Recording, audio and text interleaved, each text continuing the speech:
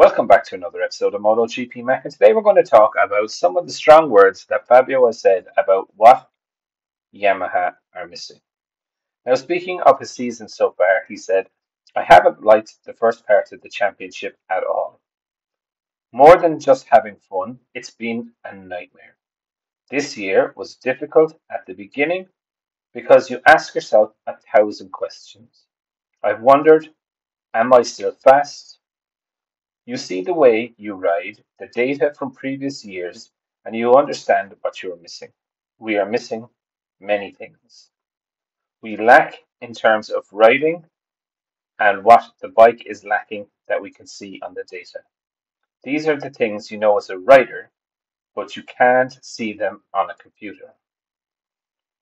He then went in to say, we've gained 1 or 2 kilometers an hour on the straight, but the problem is, so have the others.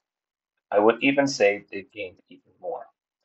Even if we gain a little with the engines, the others gain too. This is why I say I have to risk a lot to get some change done. I think Yamaha, as far as the engine are concerned, has a much wider margin than others to improve on. I have seen images of Rins overtaking Di Antonio on the straight, and he had the highest top speed.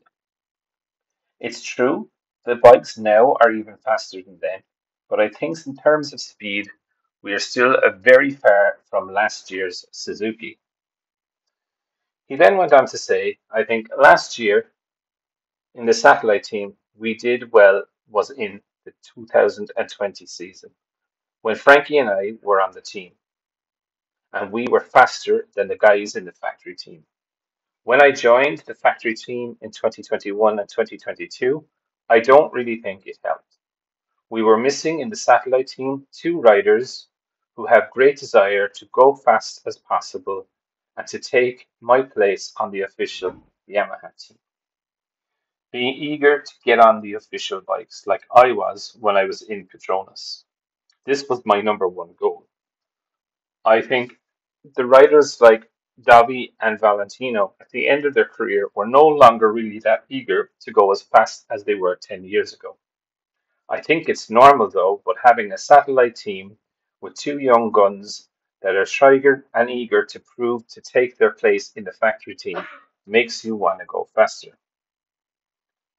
Now, there is a lot of merit there to what Fabio was saying. Firstly, Yamaha don't have a satellite team, so it's definitely a challenge for them. But I think it's really interesting where he says that within the satellite team, if they don't have fast riders or up and coming riders that are young and dumb, willing to crash in order just to go fast, it does hinder the development of the bike and the succession into the factory team. If you do look at it, Fabio in 2019 was really fast. In 2020, I think Morbidelli was with him. Maybe it was the 2020 and then Morbidelli in 2021. I can't remember the specific years, but I think 1 year Fabio blew everyone out of the water. The next year it was Franco's turn, and yes, they did make a certain impact into the team. But if I'm very honest, I don't think it's naturally just all of that. You know, Yamaha found themselves in a situation where they're 4 or 5 years behind in development. That's the long story short there. Like you can have the fastest rider in the world, which Honda arguably have and Yamaha arguably have. So I think, it is definitely a thing that Fabio's talking about is correct, but I don't think it's the be all and end all. But I would definitely love to know your thoughts. What do you think of Fabio's comments? And what do you think about having a younger rider that's willing to push and risk, able to spur you on, whether rather than having 2 veterans in the camp?